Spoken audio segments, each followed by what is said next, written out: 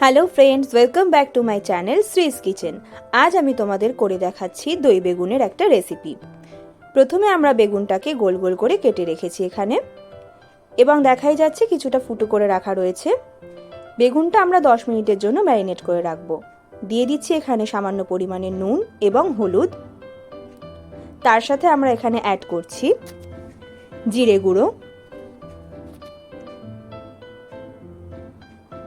ধনে গুঁড়ো এবং কিছুটা পরিমাণে চিনি বেগুনের সফটনেস আনার জন্য। অ্যাড করে দিচ্ছি শুকনো লঙ্কার গুঁড়ো। গ্রেভির জন্য নেওয়া হয়েছে কিছুটা পরিমাণ টক দই, তার মধ্যে নুন এবং চিনি সামান্য পরিমাণে দিয়ে সেটাকে ফেটিয়ে নিয়েছি। অ্যাড করেছি এখানে চাট মশলা। পাত্রে নেওয়া রয়েছে গোটা সর্ষে, গোটা জিরে এবং কসুরি মেথি ক্রাশ করে রাখা। তেল গরম হওয়া মাত্রই আমরা বেগুনগুলোকে দিয়ে দিয়েছি ভাজার জন্য। বেগুনের এপিঠ এবং ওপিঠটা আমরা ভালো করে ভেজে নেব যাতে মশলাগুলো ভালোভাবে ঢুকে যায়। আমার এই রেসিপিটা যদি তোমাদের ভালো লাগে অবশ্যই তোমরা লাইক করো, কমেন্ট করতে ভুলো না এবং নিজেদের বন্ধু বান্ধবদের সাথে শেয়ার করো। আরও নিত্য নতুন রেসিপি পাওয়ার জন্য চ্যানেলটাকে সাবস্ক্রাইব করো। দেখাই যাচ্ছে এখানে বেগুনের একটা পিঠ ভাজা হয়ে গেছে, অপর পিঠগুলোও ঠিক একইভাবে আমি ভেজে নিচ্ছি।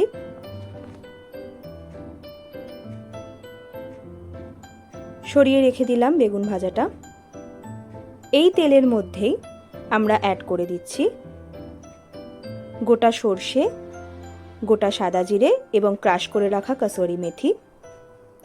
তেলের মধ্যে কিছুটা নেড়ে চেড়ে নিচ্ছি। খুব সুন্দর একটা স্মেল এখানে এসেছে। এই পুরো ফোড়নটাই এবার আমরা দইয়ের যে গ্রেভিটা বানিয়েছিলাম তার মধ্যে অ্যাড করে দিলাম।